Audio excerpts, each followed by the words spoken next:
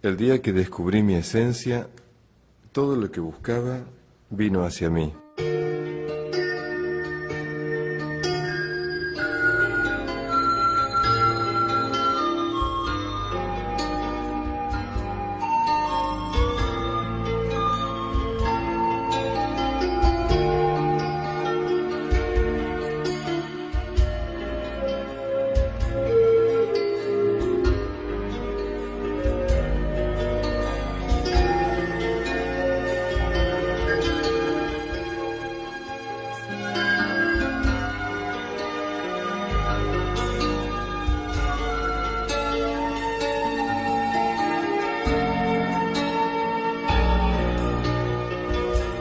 El horizonte solo existe en los ojos del que mira.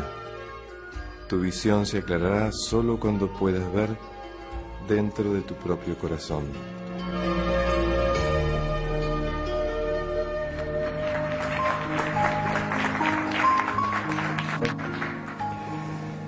Bueno, a cada uno y a todos buenas noches y realmente agradecidos también de estar aquí porque es como una sensación de segunda casa. Para quien tiene la misión justamente de ser formador, lo único que desea uno es que aquello que aprendió lo transmita adecuadamente. Y esto es lo que deseo, compartirles algo que ojalá lo puedan retransmitir. Y por eso el tema que hoy tenemos es quizás uno de los temas más lindos para transmitir. Entonces desde este lugar quiero que hablemos del ideal y la misión en la vida. Un tema que no se habla y que incluso a veces, por una deformación, pensamos que se refiere a un tema específicamente o espiritual o religioso. Y no entendemos el enfoque de que el tema de lo que voy a hablarles es absolutamente propio de la condición humana. Entender el ideal y la misión en la vida de una persona es algo que nos constituye como personas. Bueno, muy bien. Vamos a empezar con esta idea, miren. En algún momento, cualquiera de nosotros nos podemos preguntar esto, o ya lo hicimos, de ¿en qué nos diferenciamos unos de los otros? ¿Qué es lo que nos diferencia a unos con respecto a los otros? ¿Cuál es el criterio, diría, central de distinción? ¿La edad? La condición social, los títulos adquiridos, ¿qué es el punto? ¿El sexo? ¿Cuál es el punto central de distinción entre nosotros? Esa respuesta nos lleva a esta pregunta de fondo. Cuando nos replanteamos internamente en qué somos distintos entre todos, podemos llevar a entender que lo que radicalmente nos distingue es cómo estamos plantados en la vida. Es cómo realmente estamos asentados en la vida. Y para responder qué significa eso, les quiero poner algunas anécdotas. Primero, allá en la Argentina, en Buenos Aires, a los alrededores de la capital, hay muchos lugares que son barrios cerrados, countries, que se caracterizan por ser sitios que con un perímetro donde tienen una entrada común y donde allí hay guardias que te reciben y te dejan pasar, dentro de él hay casas que generalmente tienen su pileta de natación y su vivienda, un grupo de casas de familias que viven en una zona casi residencial. Y esta experiencia de los countries, paradójicamente, de tanto entrar y salir de ellos, una noche, como tantas, me ocurrió algo que me impresionó.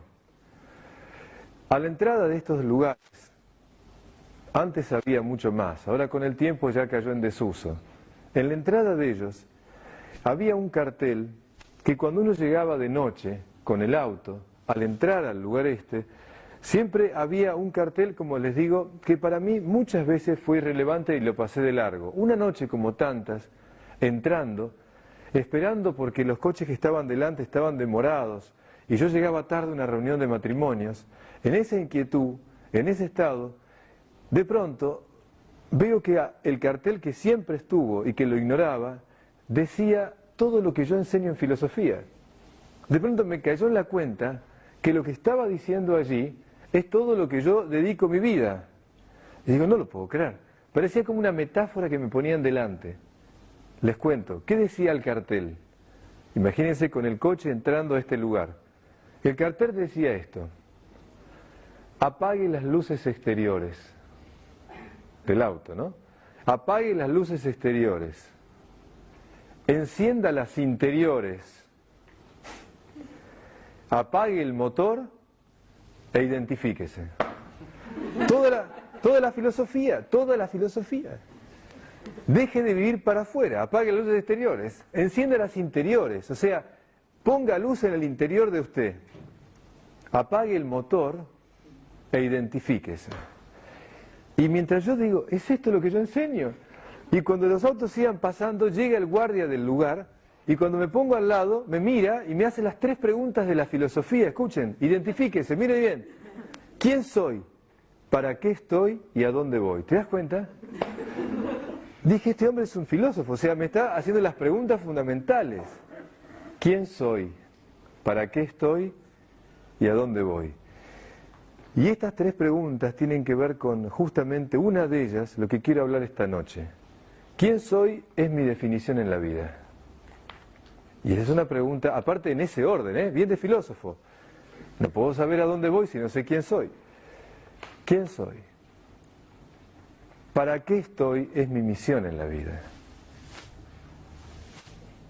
¿Y a dónde voy? Es mi aspiración en la vida. ¿Qué sueño tengo? ¿Qué anhelo del alma tengo? Eso. ¿A dónde vas? ¿Qué es lo que soñás? ¿En qué querés contribuir con tu vida aquí? ¿En qué querés servir por tu paso acá? ¿A dónde vas? Las 3 preguntas. Y miren cómo hago como si fuera una especie de juego del tiempo. Los llevo de esta escena que les digo a otra escena volando, así me transporto en el tiempo. Una tarde, haciendo el camino del Inca, allí en la zona de Cusco a Machu Picchu, ahí. Caminando al lado de un guía que es mi hermano del alma, lo quiero con todo el alma, un hombre de la tierra con toda su sabiduría. Andando por allí, le hago esta pregunta. Le digo, Cucho, ese sobrenombre que tiene, ¿no? Cucho, le digo, decime una cosa, ¿por qué las formas trapezoidales ¿de dónde sacaron esta cultura? El hecho de poner las ventanas en forma trapezoidales, las construcciones con una cierta inclinación trapezoidal, ¿de dónde sacó la cultura inca o las culturas preincas esto de hacer así que era antisísmico? ¿De dónde lo sacaron? Entonces me mira como diciendo, este pibe no sabe nada, con toda la filosofía que sabe, no. Dice, me mira, pero ¿no te das cuenta, Roberto? No, la verdad te juro que no entiendo de dónde sacaron esa idea. Dice, entonces estábamos caminando, me hace parar, a ver, parate, espera un segundo, a ver, parate tranquilo. Me paro ahí, y me agarra y me empuja y me corro, y se ríe. Dice, ahora abrí las piernas, me dice. Y me quiso empujar y no me pudo caer. Dice, ¿te das cuenta? Cuando abriste las piernas así, estás bien plantado. Las construcciones son antisísmicas porque la cultura de aquí entendió que cuando la persona está bien plantada, es difícil que se caiga. La clave sería que así como las construcciones siguen la posición de la persona, la pregunta es, ¿qué significa estar bien plantado en la vida, Roberto? No solamente es tener las pies abiertas, ¿me siguen? Las piernas abiertas, sino que estar bien plantado en la vida, escuchen esto, me dice él a mí, saber quién sos, saber para qué estás y saber a dónde vas. Y de pronto me quedé duro, me estaba dando las 3 respuestas que, como les digo, había escuchado en ese momento cuando entré al country. Y creo yo, y ahora entrando a fondo, que todos nosotros nos distinguimos unos de otros de acuerdo al nivel de profundidad que tiene la respuesta a estas 3 preguntas. Y en realidad son respuestas que no se dan de una vez, para siempre. A lo largo de la vida vas ahondando esas respuestas. Incluso cuando te sorprende el paso de esta vida a la otra, te encontrará con un nivel de profundidad. Más aún, la consistencia que vamos a tener frente a las crisis de la vida que vivimos o llegarán, dependerá de la respuesta que has dado a esas preguntas. Así como un terremoto no destruye las construcciones incaicas y las coloniales se vinieron todas abajo,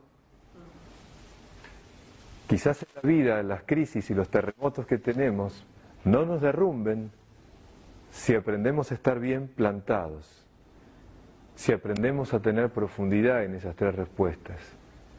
Y creo que en eso nos distinguimos unos de los otros, en el nivel y la profundidad de respuesta que damos a esto. Y ahí aprendí algo también. En las comunidades antiguas, ellos tenían este criterio. En la pedagogía de la formación de los jóvenes, había dos planteos fundamentales con sus jóvenes. Era lo siguiente: los que hacían de maestros, de guías, sacerdotes o formadores, lo que les interesaba es que los jóvenes pudieran tener claro dos cosas. La primera, ¿cuál era su misión en la vida? ¿Por qué? Porque ellos entendían que si la persona no sabe cuál es su misión en la vida, es como no saber tocar su propio instrumento musical. Y termina o haciendo ruido o tocando la música del otro. Y lo que ellos enseñaban, que cada uno viene a tocar su propia música. Por eso es tan importante que cada uno descubra cuál es su misión, lo que viene a aportar. Y por otro lado, la segunda pregunta, la segunda clave en la formación de los jóvenes, atención, era que eligieran bien a aquel que iba a ser su compañera o su compañero de viaje en la vida. Y para ello se preocupaban de que cada uno encontrara el mejor compañero, la mejor compañera posible. No es que los casaban, esa es otra época posterior. En los momentos más ricos de las culturas antiguas, sobre todo de las grandes culturas, había un apoyo para que ella y él aprendieran a ver si realmente eran uno para el otro. ¿Por qué? Porque la idea es que ella lo ayude a él a cumplir su misión en la vida y él la ayude a ella a cumplir su misión en la vida. El proyecto de la familia, que era lo que los unía, no implicaba que cada uno tuviera una misión propia. No sea que por unirte a este hombre, en vez de ayudarte a cumplir tu misión, es un obstáculo. No sea que por estar al lado de esta mujer, en vez de encontrar en ella una compañía de viaje que me ayude a cumplir mi misión, en la vida como persona, es todo lo contrario. La idea es que nos apoyemos mutuamente para que cada uno como persona cumpla su propia misión en la vida. Esa era la idea. Por lo tanto, a partir de ahí me fui dando cuenta que el trabajo sobre el ver cuál es mi ideal y mi misión en la vida era un tema central. Y empecé a tratar de buscar antropológicamente algunos criterios que me permitían hablar del tema.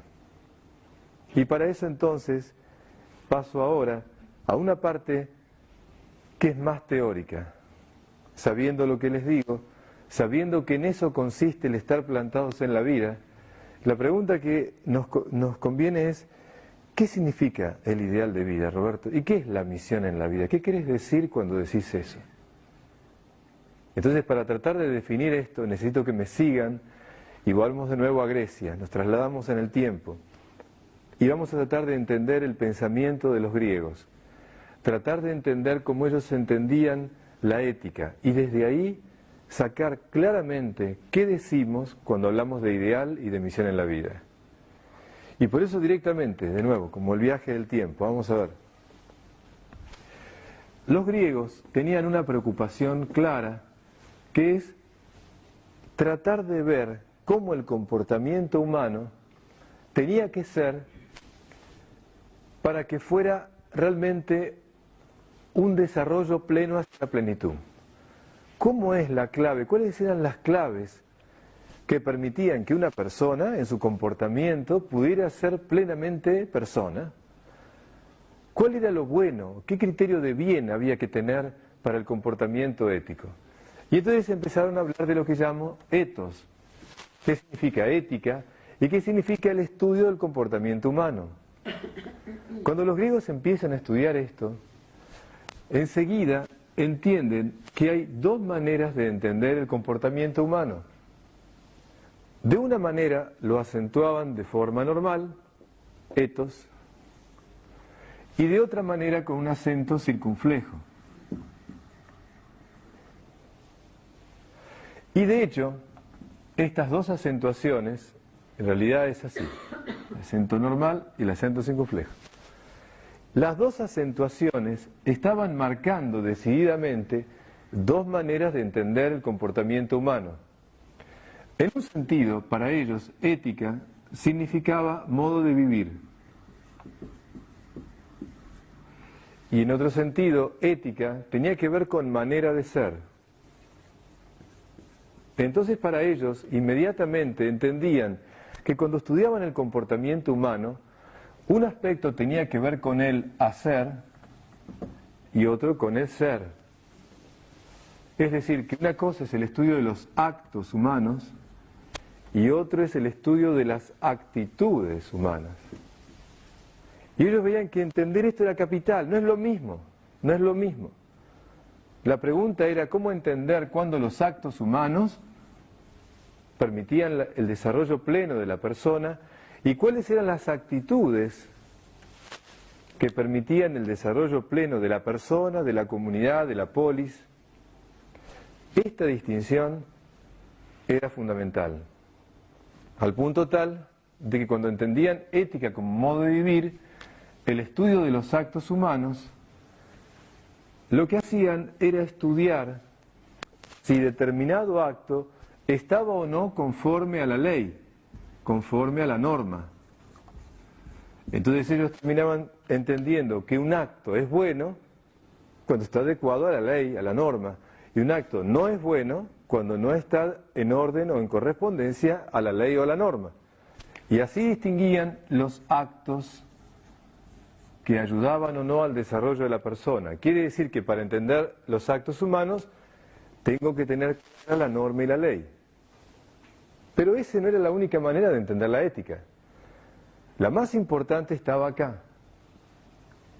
La ética así entendida era como una segunda piel, decían ellos, como una segunda naturaleza. ¿Qué significa? Que las actitudes es algo que nos acompaña cualquiera sea el rol que tenemos, como padre, como deportista, como amigo, como trabajador.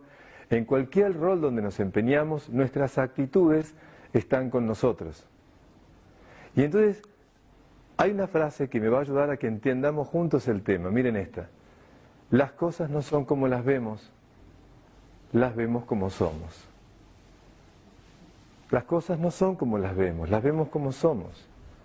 Dos personas pueden estar viendo lo mismo y ven cosas muy distintas. Por ejemplo, la persona pesimista mira un vaso y ve la mitad vacía del vaso. La persona optimista mira un vaso y ve la parte llena del vaso. De acuerdo a su mirada, uno ve una parte o la otra. Cuando voy por esta zona, como estábamos hablando recién, de Machu Picchu y demás, muchas veces yo me siento y contemplo esa geografía, ese momento del atardecer, ese lugar tan sagrado para la comunidad andina, etcétera, y yo siento una presencia, una energía que realmente me asombra, me abre el corazón y siento admiración, porque veo un lugar sagrado. Hay gente, con todo respeto, que está al lado mío, que ve ruinas y que le saca foto a las ruinas y se pone para sacarle foto con las ruinas, ¿me entienden? Ella ve ruinas, yo veo un lugar sagrado vivo. Ella ve ruinas donde trata de sacar recuerdos para llevar como souvenir. Somos dos personas, pero vemos cosas tan distintas. Las cosas no son como las vemos como somos. La persona materialista ve cosas. La persona que tiene una mirada espiritual de la vida puede encontrar la presencia divina en todas las cosas. La persona utilitarista ve el provecho que puede sacar de algo, la ventaja que puede tener, el interés que puede tener. En cambio, la persona que es generosa, lo que está pensando es qué puedo aprender, qué puedo dar y recibir para aprender con el otro. Entonces depende de mi actitud interior, depende de mi mirada, lo que veo de la realidad. las cosas no son como las vemos, sino que las vemos como somos. El arte de vivir es el arte de aprender a mirar. Cuanto mejor miro la vida, puedo ver más profundidad. La persona superficial ve la superficie de las cosas. La persona profunda ve más adentro. Entonces, las actitudes que acabo de enunciar son muy diversas. La gran pregunta que ellos se hacían es, sobre este tema, ¿hay algún parámetro para entender qué es lo bueno, qué es lo adecuado, qué es lo que ayuda a que la persona crezca verdaderamente bien? ¿Cuál es la actitud sana o no en el trabajo de ser humano, de ser humano? Y ellos inmediatamente establecían esto, miren. Ellos decían en definitiva que hay dos actitudes fundamentales en la vida. Uno puede tener una mirada cuantitativa de la vida o puede tener una mirada cualitativa de la vida. Es decir, yo puedo regir mi vida priorizando la cantidad o puedo regir mi vida priorizando la calidad. Y aquí estaba el secreto para ellos. O puedo andar por la vida con una mirada cuantitativa o cualitativa de la vida. Y ahí distinguían algo.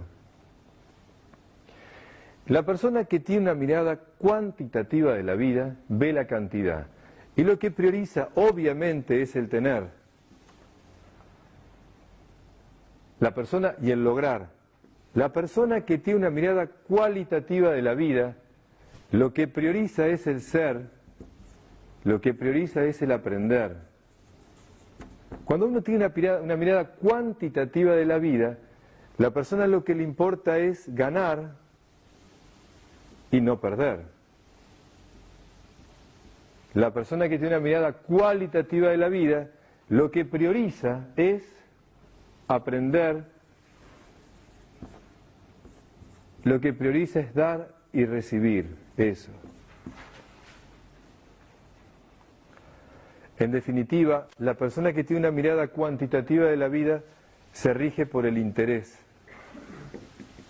Y la persona que tiene una mirada cualitativa de la vida lo que se rige es por valores.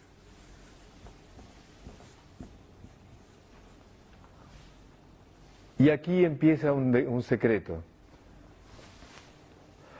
Cuando Roma conquista Grecia, toma la idea del ethos griego en este sentido.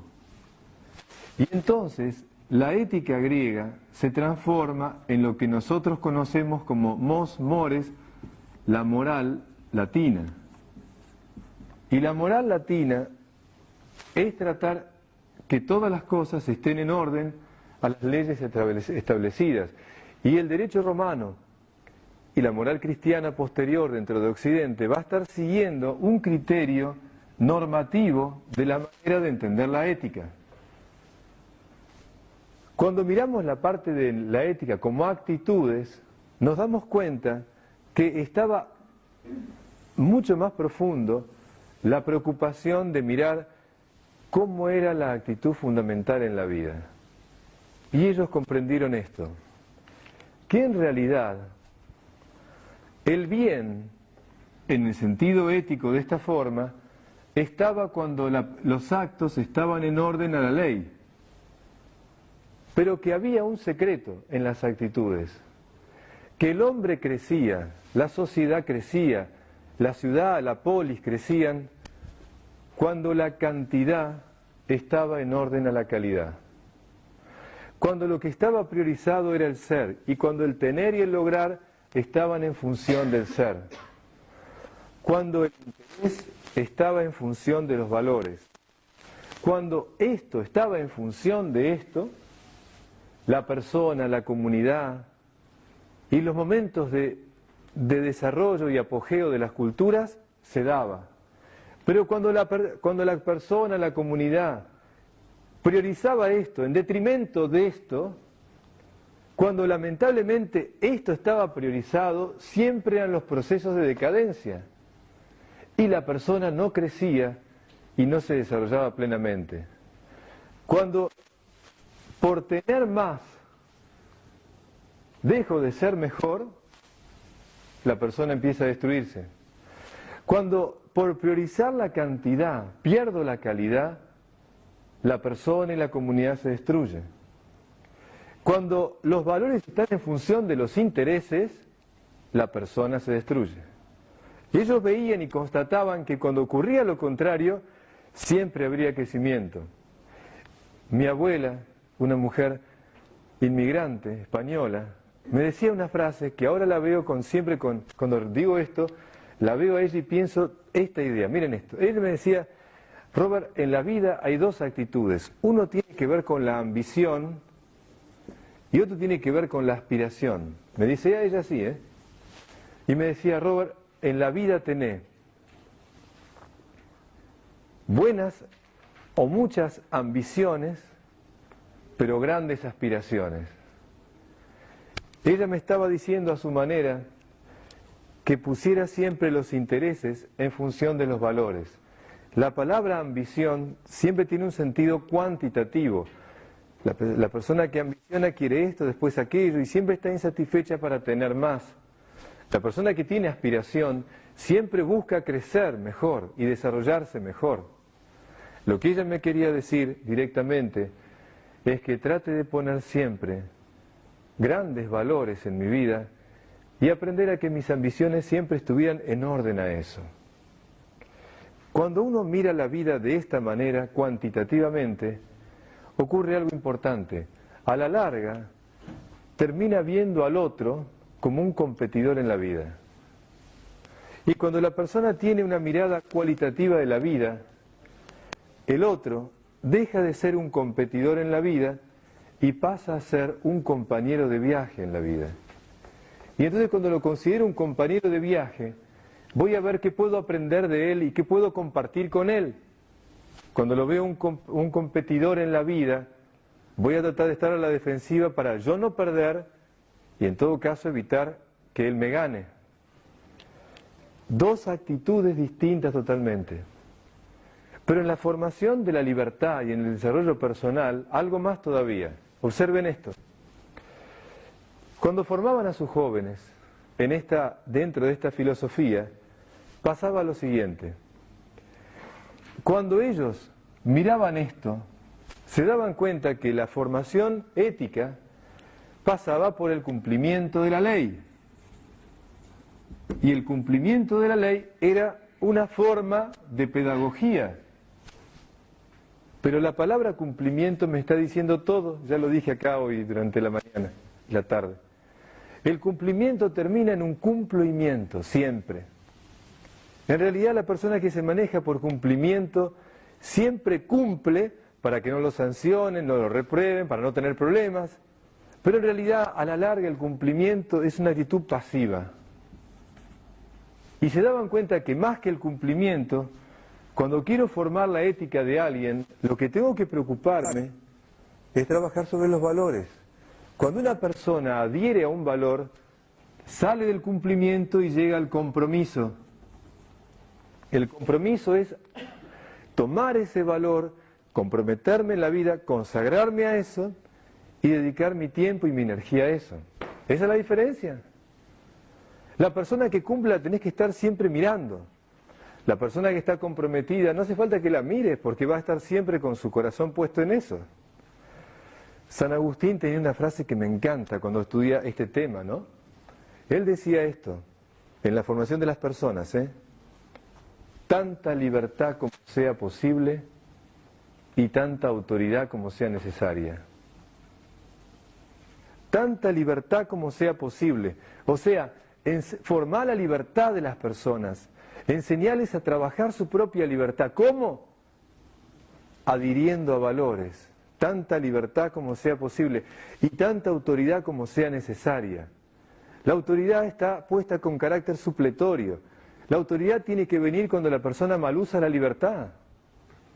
Entonces lo importante no es la autoridad para que haya cumplimiento.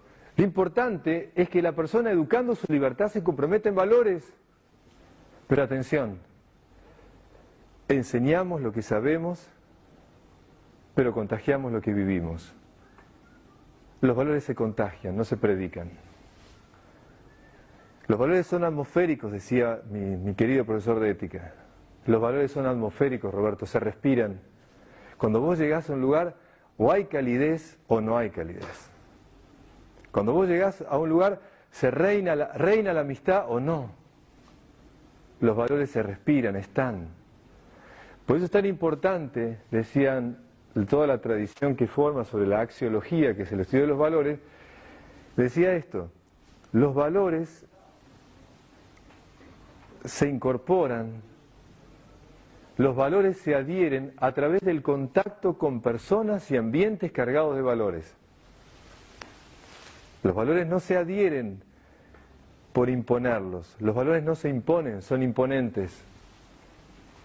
De lo que se trata es de acercar a los jóvenes al encuentro de esos valores. Y entonces de lo que se trata es que la persona adhiera a una mirada cualitativa de la vida porque se contagie de las personas que lo estamos viviendo. Por eso la formación ética pasa por aprender a adherir a esos valores fundamentales. Y entonces, si me siguieron en este razonamiento, ahora estamos llegando a lo que yo quería, a llegar al fondo de esto. Miren esto ahora, atención, toda la atención, todas las neuronas acá. La persona que tiene una mirada cuantitativa de la vida, lo que va a priorizar es el éxito. La persona que tiene una mirada cuantitativa de la vida va a priorizar el éxito. Y para eso va a poner toda su energía, porque eso va a ser lo que me permitirá lograr lo que quiere. El éxito va a ser lo fundamental. La persona que tiene una mirada cualitativa de la vida, lo que va a poner sobre todo es el ideal de vida. Y ahora entramos en tema. Roberto, así como lo pones, pareciera que el éxito es malo y el ideal de vida es bueno. No. Cuando el éxito está en función de un ideal de vida, ese éxito siempre es beneficioso para todos. Cuando busco el éxito sin importarme ningún ideal, ningún valor superior, cuando busco el éxito para mí, es probable que los demás no se beneficien. Es probable que el éxito por el éxito siempre lleve al individualismo. Cuando aspiro al éxito por el éxito, lo cierro en mí. Cuando en cambio yo pongo mi éxito en torno a un ideal de vida, seguramente que el éxito mío va a ser algo que va a beneficiar a muchos. Y este es el secreto. Bendito sea que las personas que tienen ideales en la vida sean exitosas. Bendito sean las personas que, teniendo valores fundamentales en la vida, teniendo altos ideales, tengan mucho éxito. No debemos renegar del éxito. Lo que debemos renegar de un éxito que solamente quede para provecho de uno. Eso sí, porque eso no se beneficia a nadie. El planeta está como está por este problema, ¿eh? Cuando el éxito está en torno a un ideal de vida, repito, lo que sea de logro, en lo que sea, nos beneficia a todos. Y por eso entonces la pregunta será, Roberto, ¿pero qué significa el ideal de vida? ¿Qué querés decir cuando hablamos de ideal? A ver, de nuevo. Y ahora estoy dispuesto a eso. ¿Ven? Miren esto.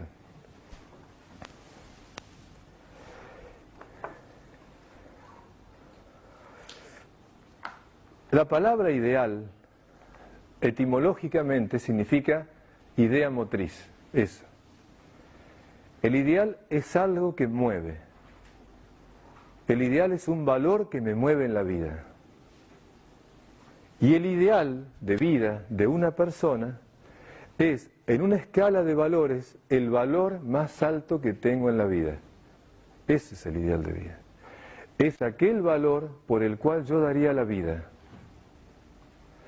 Ese valor es por el cual yo daría la vida. Más aún, imaginemos que en los cementerios, en el epitafio de las tumbas, dijera esto: aquí yace el cuerpo de una persona que a lo largo de toda su vida intentó, puntos suspensivos. Eso. El ideal de vida es algo que anhelamos, un valor que anhelamos vivir plenamente nosotros. Ese valor superior que está sobre el resto, ese valor que llamamos el ideal de vida es lo que nos mueve en la vida. Más aún, como papá lo digo. No hay cosa más linda que un día, cuando pasen los años, cuando los chicos crezcan y se vayan de al lado de uno, y pase el tiempo, cuando uno ya no esté más acá, lo que más uno desea como padre, díganme si no, no es que se recuerden de nosotros porque les dimos muchas cosas o porque los quisimos mucho. Qué lindo sería que nos recuerden por nuestro compromiso en nuestros propios ideales. Qué lindo que dijeran, sí, mi padre era una persona que luchó por esto, dio su vida por esto otro. Qué lindo que mi madre era una persona que amaba esto y entregó todo su tiempo y su energía en esto. ¿No sería más lindo que nos recuerden por nuestros ideales, por nuestro compromiso en esos ideales? Por supuesto nos va a gustar que nos recuerden por lo que les dimos y por el afecto que tuvieron nuestro. Pero lo más importante es que se recuerden de nosotros, nuestro compromiso y nuestra dedicación a esos valores. ¿Saben por qué? Porque si logramos eso, si les contagiamos eso, algún día ellos también tomarán otros ideales, no los míos, y pondrán su vida en servicio a eso, y habremos contribuido a la humanidad.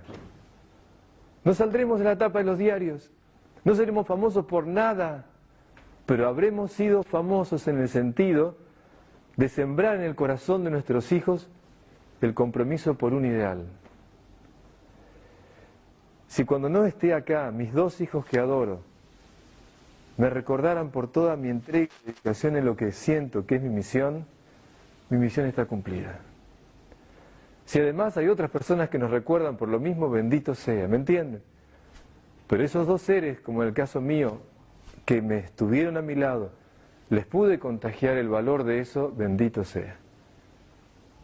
Por eso entonces, el ideal de vida es un valor superior, algo que está marcando una aspiración profunda personal. Pero Roberto, ese ideal de vida del que vos hablás, ¿qué es? Porque yo me miro adentro y si me preguntás ahora cuál es mi ideal de vida, no tengo la más mínima idea, Roberto, no tengo ni idea. No me lo pregunte porque me va a sentir mal, ¿entiendes?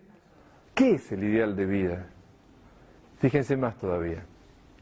Voy a jugar con las ideas para que me sigan.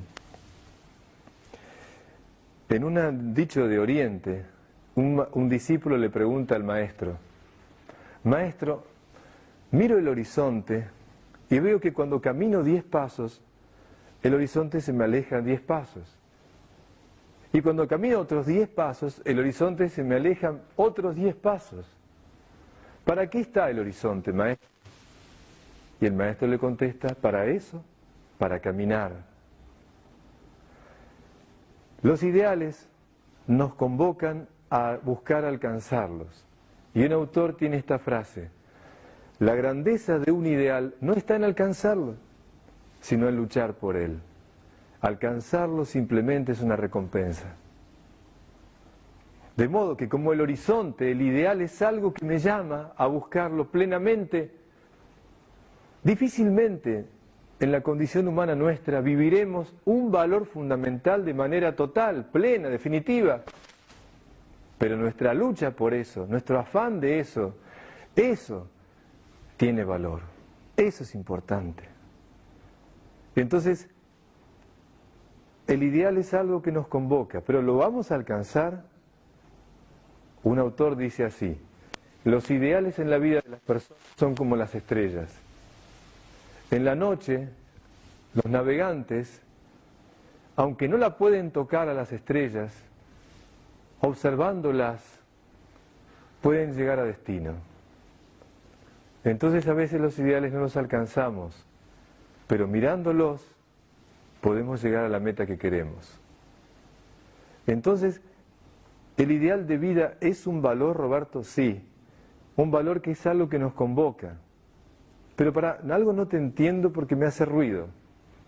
¿Qué diferencia está entre tener un ideal y ser idealista? A mí me suena que parece lo mismo. ¿Es lo mismo? No. No. Todos en la adolescencia fuimos idealistas. O sea, soñamos un mundo mejor. Nos molestaba este mundo concreto de todos los días. Y soñábamos con un mundo distinto. Nos costaba esta realidad y buscábamos otra. Con el tiempo, se supone que si maduramos bien, dejamos de ser idealistas y pasamos a tener ideales. ¿Y qué sería la diferencia? El idealista ve lo que sueña y le molesta lo que es.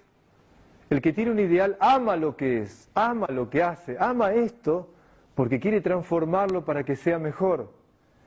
El que tiene un ideal se compromete con la realidad. El idealista sueña otra realidad. El que tiene un ideal pisa tierra. El idealista está a 1 metro de la tierra. Hay un autor que dice esta frase: quien tiene un ideal sabe lo que quiere. El idealista quiere lo que sabe. Y hay dichos populares más lindos todavía. El que no sabe lo que quiere termina donde no quiere. O dicho en un refrán más náutico, dice: el que no sabe a dónde va, para el que no sabe a dónde va, nunca soplan vientos favorables. Para quien no sabe a dónde va, imagínense una embarcación, nunca soplan vientos favorables. Es decir, si yo no sé dónde voy, todo me molesta, todo viento me molesta, no sé, me molesta todo. Pero si sé a dónde voy, sé colocar el velamen para que los vientos favorables me lleven y los otros los aprovecho también. Cuando no sé cuál es mi ideal de vida, voy por la vida a tumbos. Y la pregunta es que cuando tengo claro mi ideal, entonces puedo ordenar las cosas para aprovechar el tiempo y saber a qué decir que sí y saber a qué decir que no. Pero Alberto, sigo sin sentir cómo juega el ideal en la vida. Atención ahora, ¿eh? En la metafísica de Aristóteles hay un axioma fundamental que van a ver la aplicación práctica que tiene, práctica. Este axioma dice así: lo que es último en el orden de la ejecución es primero en el orden de la intención. Entonces, un escultor que se pone a hacer una estatua, la estatua terminada está al final de la ejecución. Pero esa estatua estaba desde antes, desde que comenzó a esculpir su estatua, estaba ya en la persona, estaba en el escultor. De modo que la estatua terminada está al final, pero la estatua en sí estuvo al comienzo, en la intención. Así juega el ideal en la vida, atención. Alcanzar un ideal plenamente es algo que está mucho más adelante, pero ahora está acá en mí, en cada cosa que estoy haciendo, hasta cuando me lavo los dientes, hasta cuando abro el agua para ver que me cae. O sea, en cada instante de mi vida cotidiana, mi ideal está acá, en mi opción, en cómo te miro, en cómo te hablo, en cómo me planto en la vida, en cómo utilizo las cosas. Todos los días está en mí acá detrás.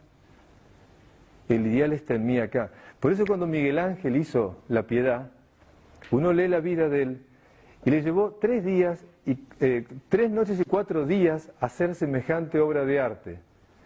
Y la hizo así, vertiginosamente, durmiendo casi en el mismo lugar del taller, para terminar la obra y sacando lo que sobraba, decía él. Y fíjense esto, ¿por qué pudo hacer algo tan rápido? Porque tenía muy claro dónde pegar cada golpe. Y pudo realmente poner todo su ser en lo que hacía, porque veía claro lo que quería. Un escultor que comience a hacer algo sin ver nada claro, iba a pegar acá, va a pegar allá, va a tardar un montón porque no sabe bien qué quiere. Se parece mucho a nosotros a veces. Perdemos mucho tiempo por no saber bien qué queremos. Cuando el ideal es claro, cada golpe que doy, cada decisión que tomo, cada elección que hago, es mucho más certera. Y si no, vamos así. Y en ese devenir así, a veces acertamos y desacertamos y la vida se nos pasa por todos lados. Pero Roberto, todavía no sé bien cuál es el ideal. Sigo. Cuando pensamos en un ideal de vida, pensamos en algo muy abstracto. Miren esto. ¿Cuándo uno, Roberto, se forma el ideal de vida que vos hablás? ¿Cuándo uno tiene... ¿Dónde se forma el ideal de vida de uno? ¿Cuándo empieza eso?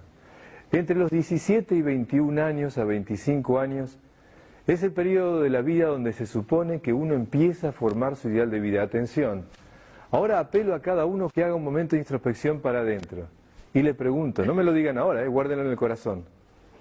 ¿A quién admirabas en esa edad? ¿A qué hombre o a qué mujer de tu vida presente o de la anterior o de vida de la antigüedad o de la historia?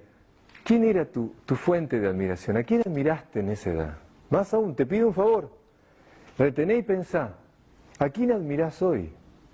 ¿Todavía mantenés la admiración por aquel o aquella persona que admiraste? Por ahí era tu padre o tu madre o tu hermano, o por ahí era alguien de la historia. ¿A quién admirabas? ¿Por qué esta pregunta, Roberto? Atención. Porque cuando admiramos a alguien, lo admiramos porque él o ella tiene un valor, tiene algo que me conmueve. La admiración nos lleva a pensar que esa persona tiene un valor, una cualidad que yo también la quiero vivir. Probablemente esa persona que admiramos tenga un valor que es el que yo he decidido también vivir en mi vida. Y justamente, probablemente a lo largo de mi vida, ese valor que admiré en esa persona, yo también lo quise vivir y probablemente estuvo detrás de escena a lo largo de mi vida. Quiere decir, Roberto, que uno tiene, para saber cuál es mi propio ideal, tengo que ver qué admiraba en las personas que admiraba, sí. Bueno, Roberto, pero tenía varias personas que admiraba. O si lo pienso bien, había varios valores. ¿Cuál era el más importante para vos? ¿Qué valor tenía esa persona más importante para vos? Por allí va la pista, ¿sí? Pero todavía más. Cuando hablas de ideal de vida, Roberto, algo me hace ruido también. No te llego a entender bien. ¿Qué diferencia hay entre ideal de vida y proyecto de vida? ¿Es lo mismo? Miren esto. En el orden del hacer, una cosa son los que llamamos proyectos de vida y otra cosa es el ideal de vida. Una cosa son los proyectos de vida y otra es el ideal de vida. ¿A qué llamás proyectos de vida, Roberto? Proyectos de vida son metas, objetivos que me pongo en el tiempo. Los proyectos de vida son objetivos que tengo que cumplir en determinado tiempo. También se los suele llamar vocaciones, pero no tiene que ver con la carrera universitaria o un estado de vida, es algo más profundo. Vocación o proyecto de vida tiene que ver con objetivos que me coloco en el tiempo para cumplir. Por ejemplo, ser abogado es un proyecto de vida y uno tiene proyectos más profundos, más fáciles, más cortos, más largos. Leer un libro es un proyecto, pero no es tan importante como el otro. No importa. Las vacaciones que vamos a tener en el próximo verano son un pequeño proyecto que yo tengo. Un viaje que voy a hacer es un proyecto. Los proyectos de vida son determinadas cosas que me pongo en el tiempo para cumplir y alcanzar. En cambio, el ideal de vida es un valor superior que rige mi vida. A ver si soy claro en lo que digo. Tener una familia, ¿es un proyecto de vida o un ideal de vida? Chen, chen, les pregunto.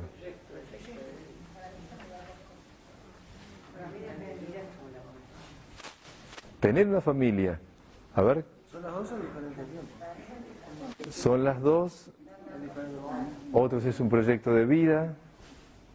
Tener una familia, ¿es un proyecto de vida o un ideal de vida?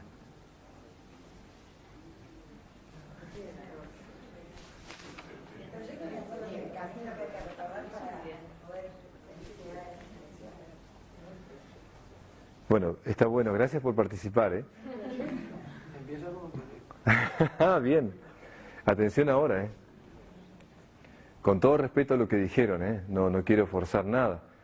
Pero voy a tratar de ponerle palabras a lo que realmente esto quiere decir. Miren bien, tener una familia siempre, siempre es un proyecto de vida. Ahora, como sea esa familia, ¿de qué depende? Del ideal de vida de las personas que lo forman. El proyecto de vida, como el caso este, tener una familia, es siempre un anhelo que puede o no darse. Tendré que conseguir la persona ideal para mi vida, o la persona que sea mi compañera o compañero, tendré que tener niños si Dios quiere. Se tendrán que dar una serie de factores.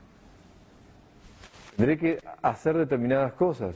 Pero atención, como sea esa familia, va a depender del ideal de vida de las personas. Los valores de esa familia van a estar pendientes del ideal de vida de ese hombre y esa mujer que pusieron ese proyecto, ¿me comprenden?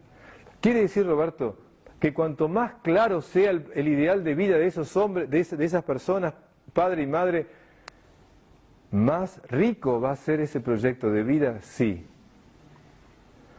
Quiere decir que cuanto más comprometido esté ella y él en ideales de vida fuertes, ¿van a impregnar más de valores a esa familia? Sí. Quiere decir, Roberto, que si yo digo que ser abogado es un proyecto de vida, como sea como abogado, ¿va a depender de mi ideal de vida como persona? Sí. Quiere decir que cuanto más comprometido esté en mi ideal de vida como persona, ¿mejor voy a ser como abogado profesional? Sí. Por lo tanto, el trabajar sobre mi ideal de vida favorece los valores de mis proyectos de vida. Entonces, si me siguieron, a ver si me siguen ahora. Los proyectos de vida nos dan satisfacción. Y de hecho, cuando logro un proyecto de vida, siento satisfacción. Y cuando no logro ese proyecto, me siento insatisfecho porque puse mucho tiempo, energía. Repito, el cumplimiento de los proyectos de vida nos dan satisfacción o no si los alcanzamos. Yo quería aprender tal cosa, bueno, por X razón no pude, no se dio y me perdí la oportunidad de aprender eso. O quería hacer un viaje y se frustró, bueno, los proyectos lo logro o no lo logro, me dan o no satisfacción. Ahora la pregunta es esta. La felicidad, ¿es un proyecto de vida o un ideal de vida? Chen, chen, piensen.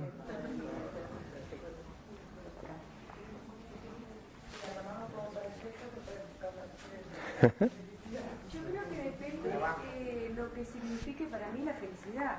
Bueno. Porque, o sea, puede comenzar por un proyecto y termina siendo el ideal. La felicidad es un valor, ¿no? Pero bueno. Bien, me alegra, gracias por compartirlo. Yo quiero que se den cuenta que yo los estoy llevando en un razonamiento, pero en esta zona a veces uno tiene una sensación de inestabilidad. Ahora quisiera que lo sigan conmigo, miren esto. En realidad, siguiendo este esquema, la felicidad no es ni un proyecto de vida, ni un ideal de vida. Atención, por favor. La felicidad es la vivencia de un ideal de vida. Cuando me acerco y vivo ese ideal de vida, soy feliz. Y cuando me alejo de ese ideal de vida, no lo soy. La felicidad es un estado del alma más que un estado anímico. Cuando cumplo un proyecto, tengo un estado anímico de satisfacción. Cuando estoy viviendo mi ideal, tengo un gozo interior que me viene porque estoy viviendo mi ideal de vida. La felicidad es la consecuencia de vivir mi ideal de vida. Cuando una persona está viviendo su ideal y su misión en la vida, es feliz. Y es una felicidad que no tiene nada que ver con la satisfacción por haber logrado algo. Es algo muy distinto. Y todos los que están aquí, los que estén viviendo lo que digo, me entienden. Cuando uno está viviendo su ideal y su misión, siente un gozo en el espíritu que no es nada que ver con un proyecto cumplido. Es la sensación de que la vida vale la pena. Hay un autor que decía, tener un ideal es tener una razón para vivir. Ese ideal es un valor que cuando lo puedo vivir y encarnar en mi vida, siento un gozo enorme. Pero va a pasar algo. A ver, tienen que seguir el razonamiento de lo que digo ahora. Miren bien. La persona que no tiene una mirada cualitativa de la vida y que por lo tanto no tiene un ideal de vida claro en el cual pone todo su ser, la persona que no tiene esto, sino que tiene una mirada cuantitativa de la vida y que sigue el éxito, atención, va a idealizar los proyectos de vida pensando que ellos le dan la felicidad. Y van a creer, la persona que tiene una mirada cuantitativa, que la felicidad va a depender del logro de proyectos. Y lamentablemente ningún proyecto de vida me hace feliz. Increíblemente, los proyectos de vida te van a dar siempre satisfacciones, pero nunca la felicidad profunda. Más aún, atención, la persona que idealiza los proyectos de vida termina siendo adicto de eso. A ver, ¿cómo es eso? Vamos a poner un ejemplo empresarial y después les presento un ejemplo personal.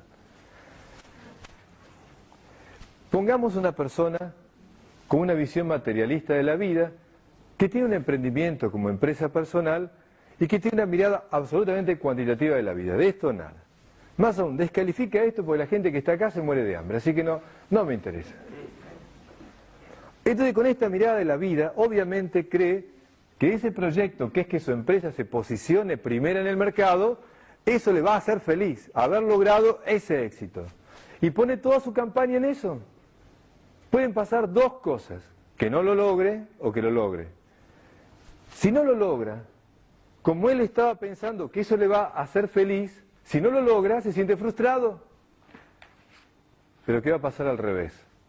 Supongamos que llegue a ser la empresa número 1. Lo que va a sentir es una gran satisfacción, pero no va a sentir una plenitud y una felicidad como él soñaba. Entonces ahora quiere que su empresa a nivel nacional lo sea a nivel latinoamericano. Y después a nivel internacional. Y si quiere 10, quiere 100. Y si quiere 100, quiere 1000. Y si quiere 1000, quiere 1.000.000. Y si lo que tiene es hambre de poder, va a querer estar en la presidencia. Y después otro cargo más y seguir adelante. Ustedes me entienden, ¿no? Y va a querer quedarse toda la vida en la presidencia. Es decir, que los proyectos de vida que no me dan la felicidad, termino pensando que para que me den la felicidad tengo que dedicar más y más y más. Y crezco en la ambición del tener, o en la ambición del poder, o en la ambición de cualquier cosa. Lamentablemente, no me dan la felicidad. Porque si la dieran, con todo respeto, el mundo estaría lleno de gente feliz, ¿me siguen? Si diera la felicidad al cumplimiento de proyectos, toda la gente exitosa que vemos, cuantitativamente serían bárbaras. Y uno ve cada lío, algo no cierra. ¿Sabe qué pasa? Que el problema fue idealizar el proyecto de vida y no entender que el ideal es un valor superior al cual pongo mi vida en servicio. Otro ejemplo, Roberto, miren esto. Supongamos que mi madre estuviera sentada aquí y yo le hubiera dicho a ella, formada en una generación anterior, Susana, a ver, la familia, ¿es un proyecto de vida o un ideal de vida? No, Robert, no. La familia es un ideal de vida, por favor. La familia es lo más importante en la vida y es un ideal de vida. ¿Cómo va a ser un proyecto? Es un ideal, Robert. Vamos a la historia personal. Ella creyó eso. Ella como mujer fue formada en que la familia era un ideal de vida. Y tuvo 2 hijos varones. Cuando llegaban a la adolescencia, mi padre decidió partir de la vida familiar y se fue a España definitivamente. Mi hermano decidió ir a jugar al rugby a Inglaterra y después siguió su rumbo para terminar de formarse en Estados Unidos. Y yo entré a un seminario. Chan, chan. Al cabo de X cantidad de años, la casa quedó vacía, ¿me entienden? Esa mujer soñaba que su ideal de vida era la familia y se desmembró. ¿Qué pasó entonces? Durante casi 8 meses estuvo con medicación especial para levantarlo de una depresión que la tuvo en cama durante ese tiempo. No pudo levantarse porque su ideal de vida se le había venido abajo, porque ella identificaba el proyecto de vida familiar como su ideal de vida, porque nadie le enseñó que ella tenía un ideal de mujer y que su familia era un proyecto de vida. Y por más que le demos tanta importancia a ese hermoso proyecto de vida que es la familia, es un proyecto de vida. Antes que mamá y papá, soy mujer y soy hombre. Un día nuestros hijos no nos van a ver como papitos y mamitas, nos van a ver como hombres o mujeres.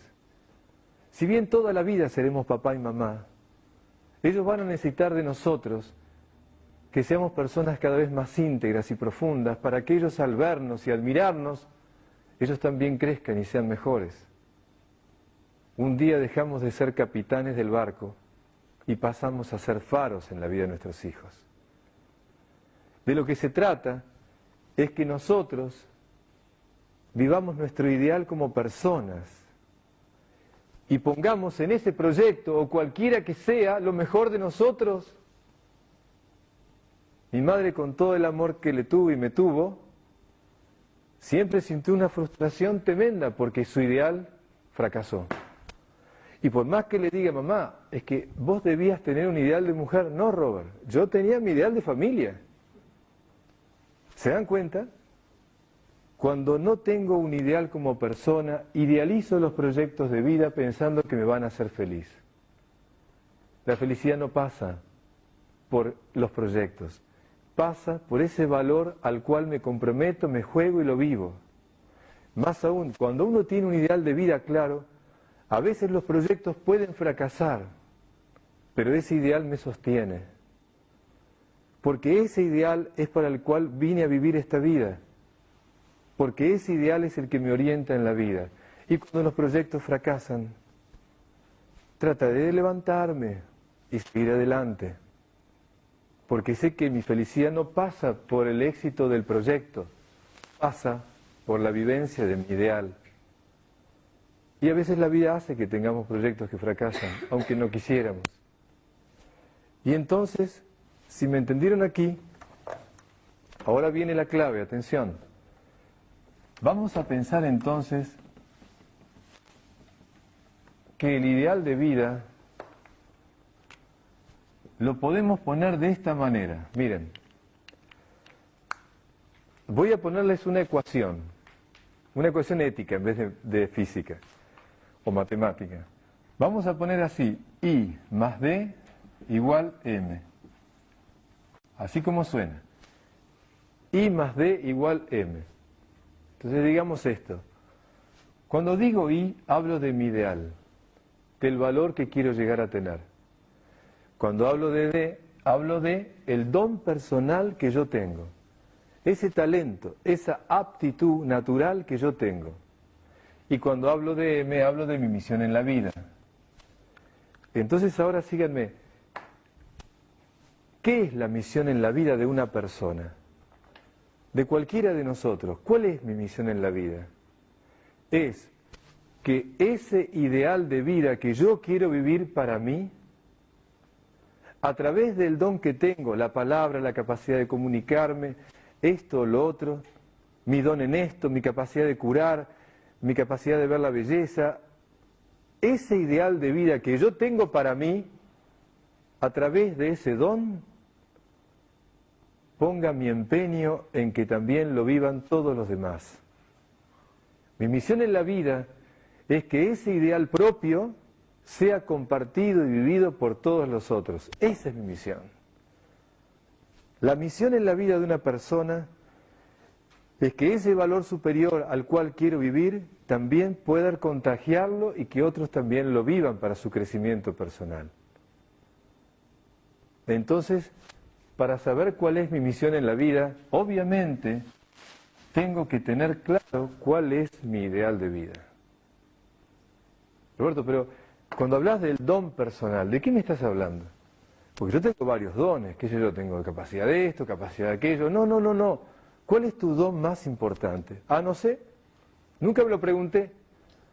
Y si yo le pregunto ahora así a boca de jarro, a ver, ¿cuál es tu don? Ah, no me preguntes eso, Roberto, no tengo, creo que puede ser esto o lo otro. No lo sabemos, no hablamos de eso. Cuando yo agarro un círculo de adolescentes y lo siento, y les digo, bueno, cada uno va a contar su propio don. Ni idea. Entonces lo hago parar a uno, escuchen esto, lo hago parar. A ver, párate. Supongamos que se conocen entre ellos, ¿eh? A ver, digámosle a él cuál es su don. No, su don es este, pero si es un tipo simpático, alegre, su don es la alegría. No, y él le va a decir, no, ese no es un don, eso es una cualidad que tengo, pero no es mi don. Y todos le dicen, sí, pero si vos sos el tipo que va a poner ánimo, entusiasmo en todo lo que hacemos, ¿cómo no va a ser tu don? Tu don es la alegría. No, eso es una cosa que tengo, bueno. No reconocemos nuestro propio don. Ya eso es un problema, ¿eh? Ya empezamos mal acá. No sabemos cuál es nuestro don fundamental. Por eso, con todo respeto a los que no lo conocen el tema, por eso está este símbolo acá. Con el eneagrama, los que van transitando en el día, desde el viernes hasta mañana, mi idea no, lo que he aprendido es que a través de ese conocimiento uno puede ir conociendo cuál es mi don fundamental, cuál es mi esencia y la cualidad propia de mi esencia. El eneagrama me dio a mí, nos dio a nosotros, la posibilidad de poder entender cuál es el don fundamental de cada uno. Y si no, después quédense con lo que lo están haciendo, van a ver lo que significa el proceso de entenderme y darme cuenta cuál es mi talento, mi don fundamental. Eso es el eneagrama.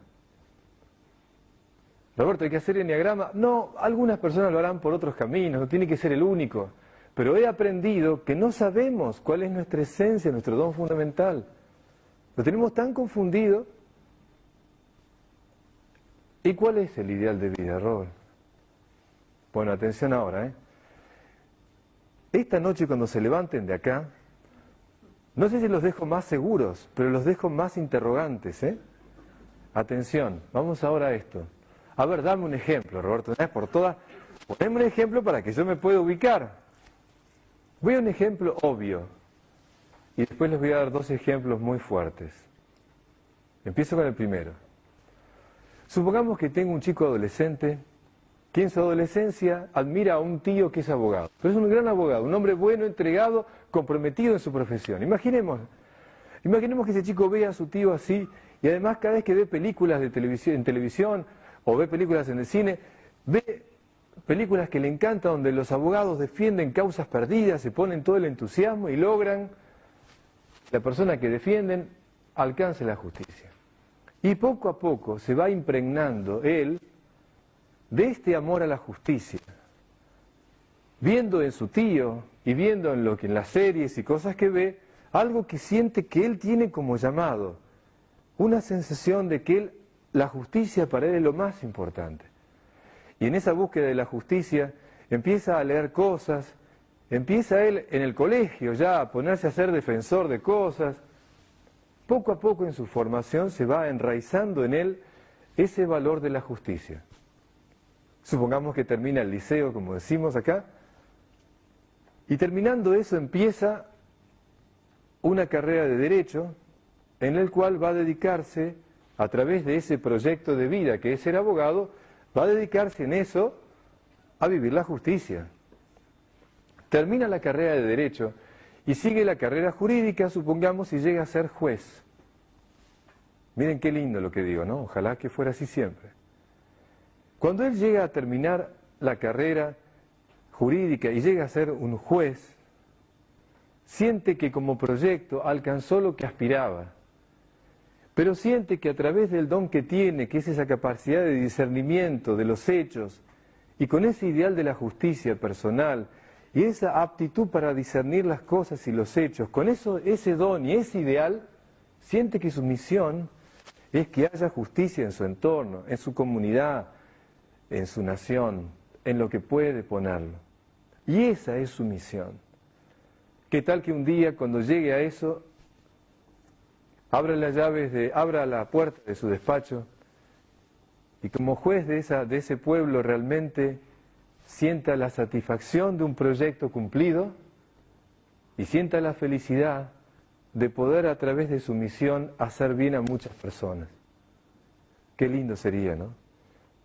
Qué lindo sería que los jueces de una nación, que el poder judicial de una nación fuera logrado alcanzar por hombres que sienten en la justicia su misión en la vida, ¿me entienden?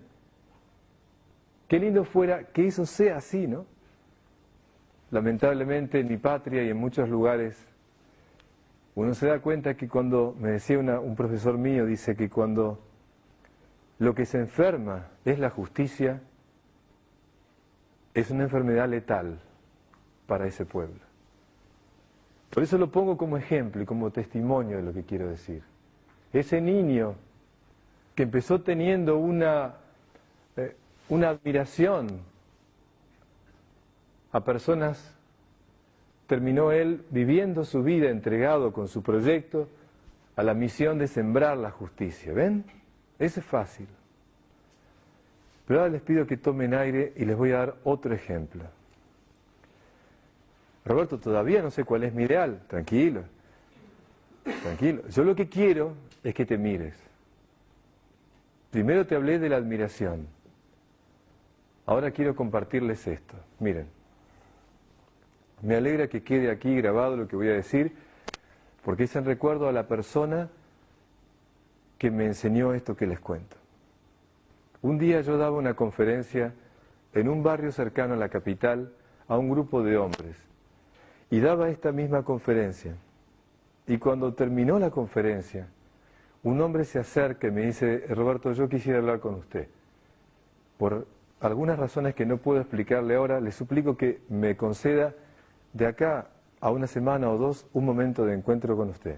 Bueno, le digo, ¿cómo no? Le di mis datos, pasó ese tiempo, nos sentamos en el bar de una confitería y se siente y me dice: mira Roberto, o mirá ya, una semana antes de tu conferencia ocurrió algo en mi vida que me conmovió. Yo soy pediatra, mi padre también lo es y mi abuelo también. La pediatría en casa es como una parte más de la casa, los libros, de lo que se habla, todo. Realmente, para mí, seguir la tradición familiar ha sido una manera de respetar a las personas que me antecedieron. Pero de hecho, aunque mi apellido está asociado a la pediatría y todo el mundo me admira por mi familia, yo te juro que yo empecé siendo un médico normal que colocó su consultorio, empezó con sus pacientes. Si bien mi apellido me servía, yo tuve que sacrificarme mucho para llegar a lo que tengo ahora. Una clínica donde hay otros médicos, trabajamos en conjunto, me va bien económicamente. Soy una persona que puedo decir que triunfé, tuve éxito. Pero cuando te escuché me pasó algo. Hace una semana atrás, mi hijo mayor, de 17 años, que está por terminar el secundario, se acercó y me dice: papá, quiero decirte algo. No quiero ser médico. No quiero ser médico como vos. No voy a seguir medicina. Cuando me dijo eso, me quedé como si me hubieran clavado un puñal. Más aún, inmediatamente tuve ganas de defenderme. ¿Cómo que no querés ser como yo? Me venían ganas de hablar, pero me callé la boca. Porque él le estaba poniendo palabras a lo que me estaba pasando a mí. Hace ya un tiempo que había perdido algo, y ahora que vos me hablás del ideal de vida, creo que en algún lugar lo perdí. Creo que la preocupación por ser exitoso y que todo saliera bien me hizo olvidar esto que colocabas acá. Y siento que ahora mi hijo me ponía delante esa insatisfacción que yo ya venía sintiendo, de sentir que mucho de lo que había logrado no me hace feliz. Y quizás lo que le contagia a él es mi infelicidad. Entonces me di cuenta que querer defenderme delante de él era crear más vacío.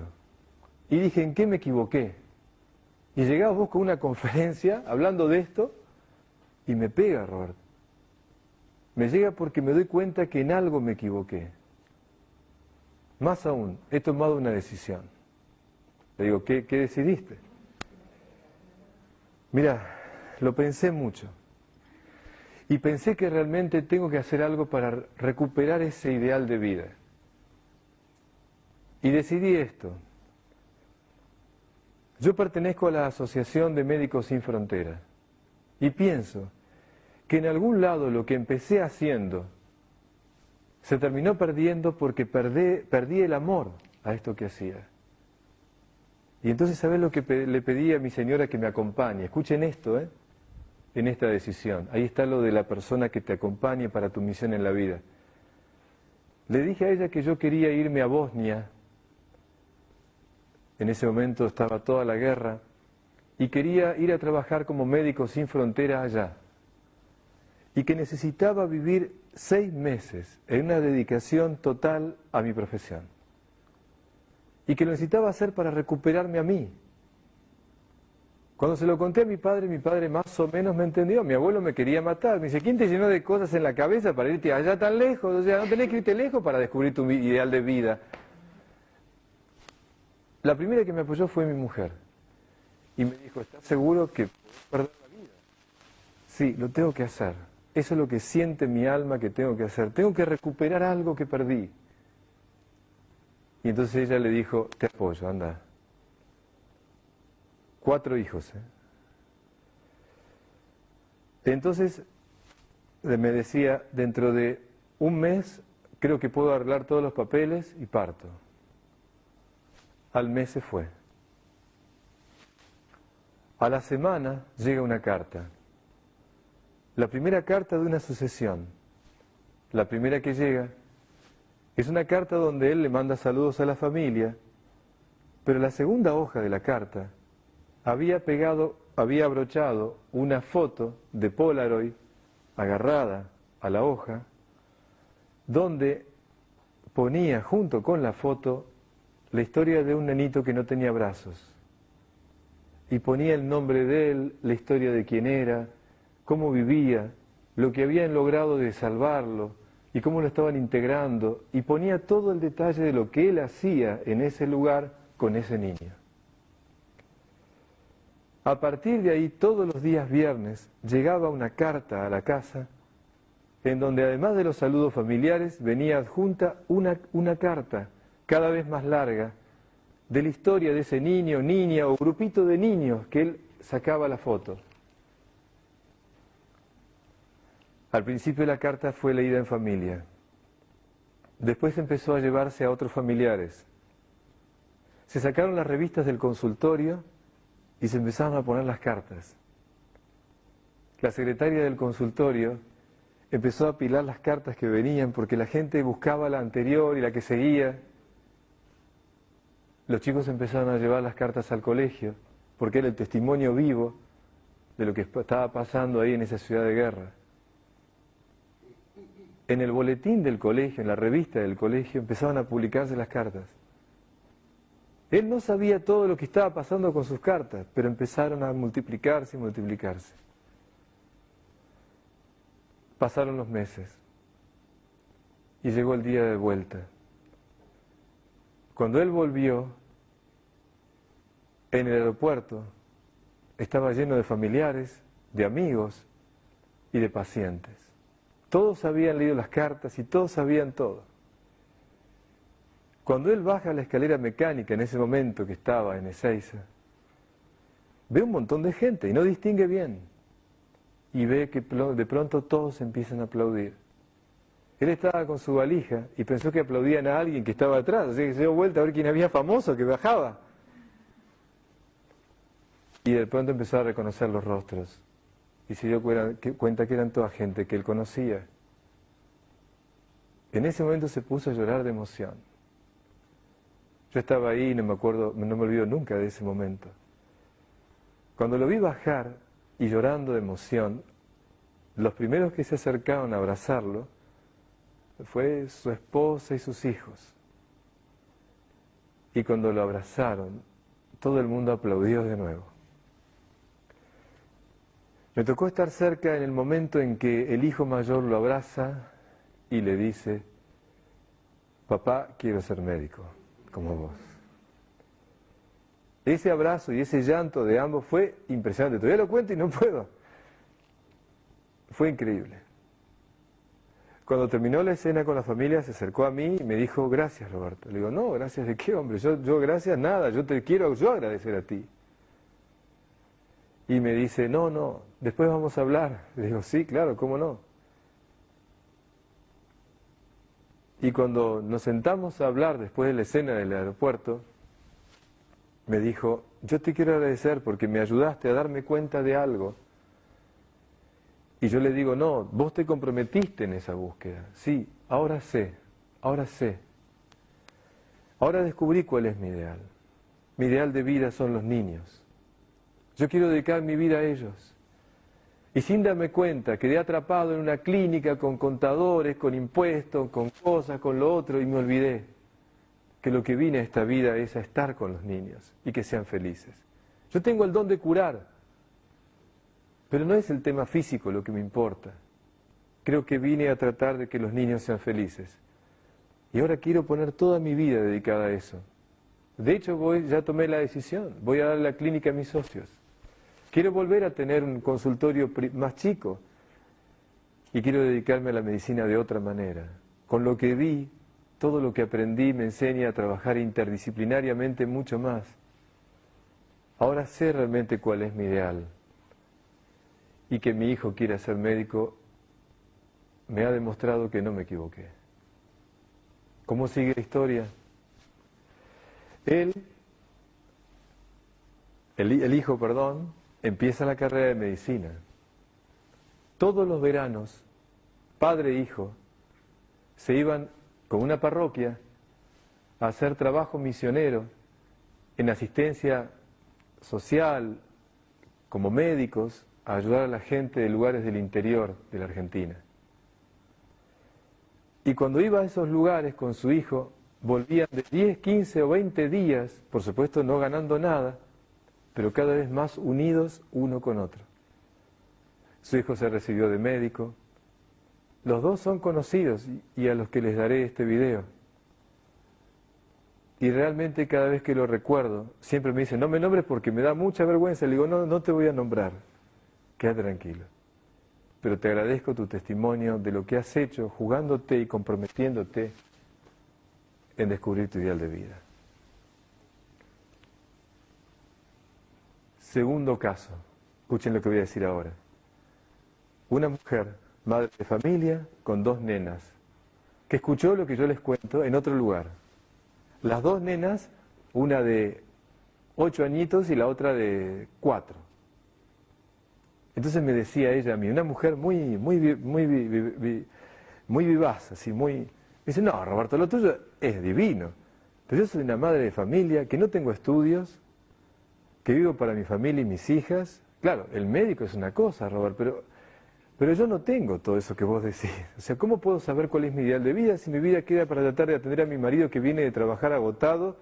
Tengo las 2 nenas y realmente yo no me siento que pueda lograr alcanzar un ideal de vida. A mí no me cierra, yo no puedo, me decía ella. Escuchen esto, testimonio real, al cual le daré este video. Y pasó, era en agosto, llegó el fin de año, y como pasaba siempre, ya venía pasándole varios años, las maestras del colegio le venían diciendo a ella, como mamá, que por favor se hiciera cargo de el concert de fin de año, esa fiestita con animación y teatro que hacían. Y a ella siempre le gustó eso. Y ese año se lo volvieron a pedir. Cuando armó todo, terminó la fiesta y la pusieron en el escenario y la aplaudieron porque ella había sido el alma mater de hacer toda esa organización. Entonces ella en ese momento que la aplaudieron sintió algo en el corazón y se acordó de todo lo que yo le decía. Y me llamó por teléfono. Y dice, ¿sabes lo que me pasó? Creo que encontré mi ideal. Me dijo así, nunca me olvido. Fue tan simpático. Le digo, no me digas, le digo. Sí, lo vi claro. No te entiendo, le digo, ¿cómo lo descubriste? Sí, me pasó así, como una ráfaga. Mira, Roberto, ¿sabes lo que yo siento? Pensando mucho en ese don que vos decías, yo siento que desde chica, a mí, hacer payasadas, actuar en escenarios, nunca actué, pero siempre en casa cuando había que hacer algo para los cumpleaños, entonces yo me encargaba de hacer teatralizaciones, y ahora cuando estoy en el colegio con mis nenas, hago lo mismo. ¿Sabés lo que siento? Que yo no me reconocía que esto era mi don, y cuando me aplaudieron de nuevo dije, pero sí, este es mi don. Poder transmitir a los otros, a través de la actuación, valores que para mí son importantes en la vida.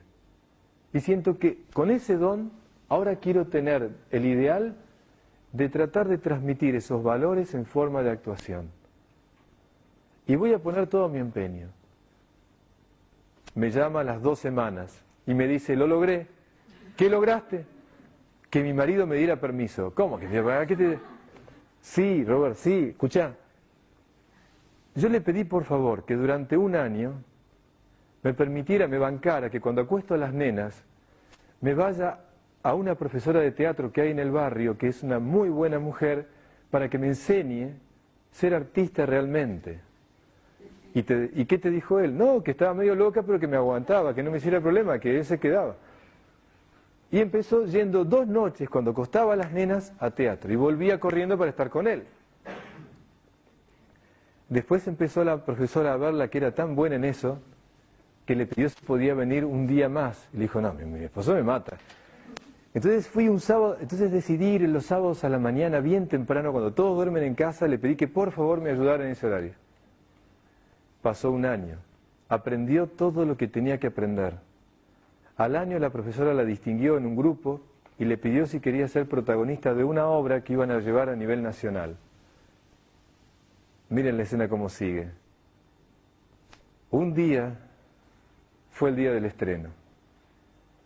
Ese día del estreno, ella protagonista, el marido sentado con otro grupo de la familia, con sus 2 nenas mirando a su mujer que estaba actuando.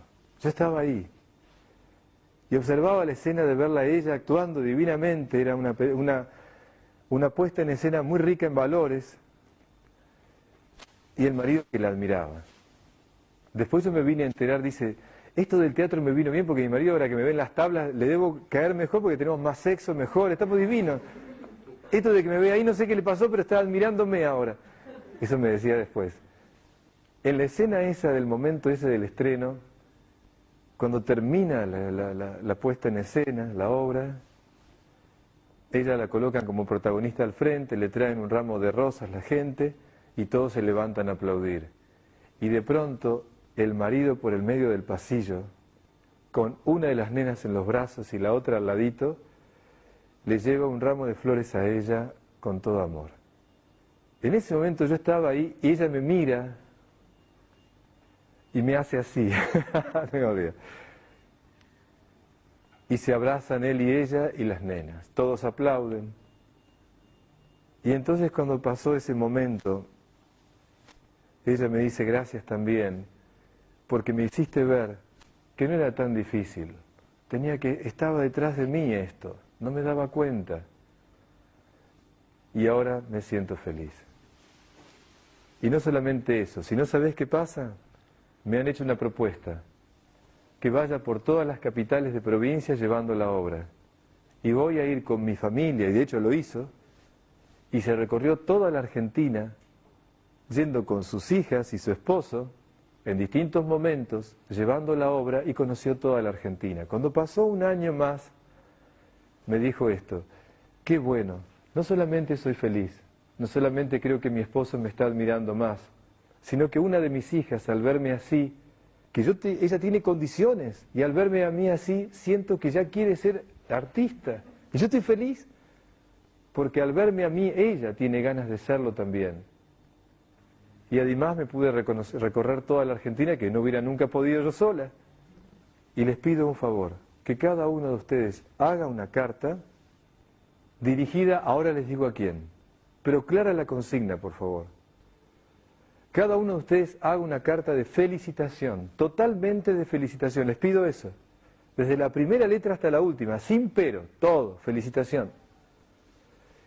y feliciten a alguien al que les digo, dirigiéndolo de esa manera. Yo te felicito, quiero felicitarte en el día de hoy, y pónganle como excusa, como ocasión de tu cumpleaños. Quiero felicitarte a esta edad que tenés, y enuncien en esa carta con todo corazón todos los motivos que felicitan a esa persona por lo que es. Por favor, esa es la consigna. Por lo que ella o él es. No por lo que logró, ni por lo que tiene, sino por lo que es. Más aún, ustedes pueden decirle, yo te felicito porque tenés 3 hijos que son divinos. No, no, no. Te felicito porque con este hijo aprendiste esto, porque a partir de este otro te diste cuenta de esto y creciste en esto. Yo te felicito por lo que vos sos a partir de lo que tenés o lo que lograste.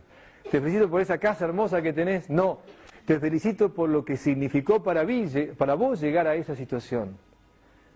Por lo que sacrificaste, por tu esfuerzo, por lo que sacaste de eso, lo que aprendiste, etcétera, etcétera, etcétera. Te felicito por esa enfermedad que tuviste, no por la enfermedad, por lo que aprendiste a través de eso, por lo que te diste cuenta, por lo que sacaste de esa situación. Y hagan una larga carta de felicitación por lo que esa persona es. Me dirijo especialmente a los más jóvenes, ¿sí? Especialmente a ustedes, pero también a todos los que estamos acá. Y esa carta será más larga cuanto más edad tenemos, espero que así sea. Porque esa carta está dirigida a uno mismo. Pero no la hago en primera persona, no digo me felicito. Yo me pongo allá y esa carta está dirigida así en segunda persona, pero soy yo. Y si alguno, por favor, sígame ahora,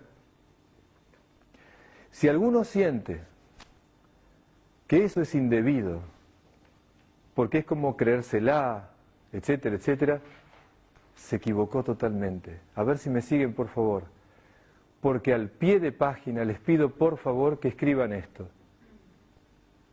Quiero dar gracias a todas las personas que están en esta vida o ya se fueron y que me ayudaron a hacer lo que esta carta dice. Y que sea el testimonio de agradecimiento a todas las personas que hicieron posible que yo sea esto. Que esa carta sea un agradecimiento privado y un reconocimiento de que todo lo que yo soy no es por mí, es por tantas personas que influyeron en mi vida. Por eso que esa carta sea un testimonio de lo que yo soy como persona buena y que sea un agradecimiento así, explícito, a tantísimas personas que hicieron bien en mi vida. No es un ego que se felicita a sí mismo, es el reconocimiento claro de que lo que soy no es por mí, sino por tantas personas que influyeron en mi vida. Háganlo con ese sentido. Y que si la carta sea larga, ¿saben por qué? Porque ese es el pasaporte para el cielo, ¿me entienden? Si nos encontramos allá después de esta vida, saquen la carta. Porque cuando lleguen allá nadie nos va a preguntar por lo que tuvimos, ni lo que hicimos, ni lo que logramos. ¡No! Lo que somos es lo que abre esa puerta. Y en realidad lo que importa de los que estamos aquí es lo que somos. Eso es lo importante. Entonces, segunda parte de la consigna. Si tienen un esposo o una esposa, háganlo con él. Si no, con la mejor amiga, con una hija, o con alguien que ustedes quieran mucho y que lo conozcan y lo quieran, con quien sea. Con quien sea. Y pídanle que esa persona haga lo mismo que yo les estoy pidiendo ahora a ustedes. Pídanle a él o a ella que haga lo mismo, que explíquenle bien la consigna, por favor. Y pídanle que él o ella haga la carta a sí misma, dirigida en segunda persona, por favor. Y una noche, llévense pañuelos porque van a llorar, váyanse a cenar con él o con ella. Y que la persona que hizo la carta la lea, la propia, la lea en voz alta al otro. Que yo lea mi carta a la otra persona. Y que ella me la lea a mí, la carta de ella en voz alta a mí. Con esta consigna, por favor. Cuando yo termino de leer mi carta, llévense una virome, porque la otra persona le pedimos que agregue lo que en la carta yo no puse.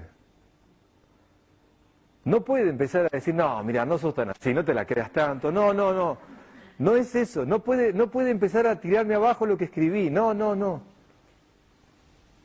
Tiene que ser alguien que realmente me conoce y me quiere, y que le pida por favor que me diga lo que yo tengo que agregar en la carta, y humildemente tengo que agregar lo que él o ella me dice. Y lo que yo estoy haciendo que él me diga o ella me diga a mí, viceversa, yo tengo que decirle al otro, agregando en su carta lo que pueda faltar. ¿Me comprenden? Como una postdata, ¿de acuerdo? Ahora les doy un secreto. Roberto, ¿pero qué tiene que ver esto con el ideal de vida y todo lo que hablamos? Escuchen esto, por favor. ¿Saben dónde está el problema? El primer problema es que no nos queremos a nosotros. Hay muchos de los que están acá que no van a hacer esa carta. ¿Saben por qué? Porque no saben cómo empezarla. Porque para tirarnos tierra somos fantásticos. Pero para decir lo que somos nos cuesta. La carta esa es un reconocimiento de lo que valgo. Y si yo no creo que valgo, ¿cómo puedo tener un ideal en la vida? ¿Cómo puedo hablar de un valor en la vida que está en mi vida si yo creo que no valgo, no sirvo, no puedo, no sé? ¿Me entienden? Entonces la carta es ya de por sí una manera de hacer explícito un conocimiento de mí mismo. Y segundo, en Oriente dicen esto: las cosas que nosotros somos como personas valiosas, eso que van a escribir en la carta, cada una es una perla. Cada cosa que van a escribir es una perla en la vida de ustedes, como en la mía. Esas perlas forman un collar. Y hay un hilo invisible que está dentro de todo el relato ese, un hilo invisible, como el que junta las perlas del collar, que es el ideal de vida, el valor fundamental que les ha movido y nos ha movido a vivir todo lo que dice eso. Detrás de escena está el ideal de vida, ahí está. No la hagan pensando en el ideal, cada uno haga la carta pensando en lo que le dije, por favor. Pero va a pasar algo maravilloso. Cuando relaten la carta y la lean, después de la emoción que causa leerla en voz alta a la persona que está conmigo y viceversa, uno puede discernir claramente, pero me doy cuenta acá, pero es claro, a lo largo de toda mi vida yo prioricé esto, yo valoré esto, para mí el ideal está acá. Ahora me doy cuenta que detrás de escena siempre estuvo este valor. Y si no, un día hacemos un taller acá y nos juntamos todos a leer la carta, que sería fantástico, ¿me entienden? ¿Por qué? Porque de eso no se habla. Y entonces, claro, cuando hagan este ejercicio va a pasar algo muy importante. Les pido que esa carta la guarden. Y cuando estén enfermos, cuando pase algo trágico en la vida, cuando alguna situación difícil ocurra, saquen la carta y léanla. Porque te aseguro que es una medicina para el alma, el recordarte a vos que eso es lo que sos. Y cuando todo se ponga oscuro, y cuando llegue a haber problemas difíciles en la vida personal, familiar, matrimonial, cuando todo se te ponga oscuro, recordá esa carta, sacala y léela. Y te puedo asegurar que algo vas a recuperar adentro, la sensación de que vale la pena. Y recuerden el agradecimiento a pie de página a todas esas personas que hicieron posible lo que les digo. Entonces, que nos vayamos con esta consigna. Tómenla o déjenla. Si lo hacen, van a ver qué impacto causa en uno, en el matrimonio o con la persona que yo lo haga. Y qué lindo poder aportarle al otro lo que él no ve de sí mismo o ella no ve de sí mismo. Háganlo. Y van a ver que esa carta va a ser una clave para el resto del tiempo. Incluso les digo más, hay un matrimonio que la tengo presente, tiene 3 hijas ya ahora de una edad, tiene 24 la menor y 29 la mayor, que hace unos años atrás, en una mesa de Nochebuena, antes de que llegue la Nochebuena, ahí en esa víspera de Navidad, ellos se juntaban en familia y cada uno, ellos le pidieron a sus hijas que hagan la carta, el matrimonio con las 3 hijas. Y lo que hicieron es todos leer la carta, entre todos. Y todos le agregaron a cada carta lo que los demás veían. Dice que fue un momento tan, pero tan conmovedor para ellos, que esa carta la guardaron en el pesebre, en ese año, y todos los años cuando llega la Navidad, vuelven a leer la carta en la mesa. Y más de una vez agregan algo más. Cuando me lo contaron me conmovió y me dice, para nosotros ya la Nochebuena es abrir las cartas y volver a pensar lo que somos. Y nos tomamos de la mano y damos gracias por lo que somos, por lo que hemos llegado a ser. Dios quiera que esta conferencia termine en esta sensación que ustedes y yo tengo en este momento, de que hemos hablado de algo trascendente de la vida, de que necesitamos hombres y mujeres que descubran y se jueguen por un ideal. Ojalá que los jóvenes sean exitosos, muy exitosos, chicos, que sean recontra exitosos, pero que tengan claro el ideal, porque si el éxito se llega de la mano con ese ideal, muchas cosas van a cambiar. Y los que somos ya mayores creemos en ustedes, pero depende que ustedes se comprometan en ideales.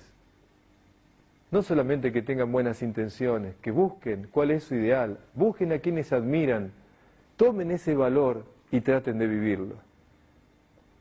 Y para todos nosotros que ya hemos pasado mucho más en la vida y tenemos mucho camino recorrido, tratemos de hacer ese trabajo de reconocimiento de lo que ya es, porque no llegamos aquí, no estaríamos sentados acá si no hubiera algo más que nos trae. Muchos de los que están acá han dejado cosas para estar aquí, porque han priorizado algo que tiene que ver con algo cualitativo. Entonces, a cada uno, llévese esta consigna, háganla. Y cuando lo logren compartir, y cuando puedan hablar con el otro de esto, acuérdense que es una sensación de reubicación y reconocimiento de que la vida vale la pena, de que la vida es eso, lo que he llegado a ser. Y si alguno piensa que tiene que hacer otra carta donde tiene que contar todas las cosas negativas que hizo en la vida, hágala, si quiere hágala, no tengo problema, de esa encárguese otro de esa carta, ¿me entienden? De esa, háganla si quieren y hablen lo que quieran, no hay problema, no hay problema.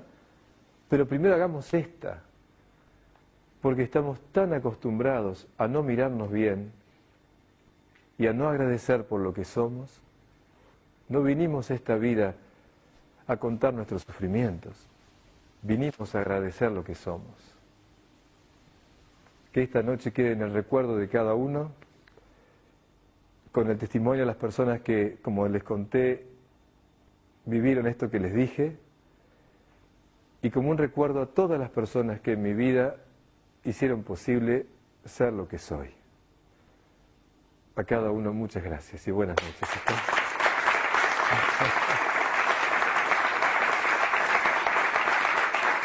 Gracias. Gracias. Gracias.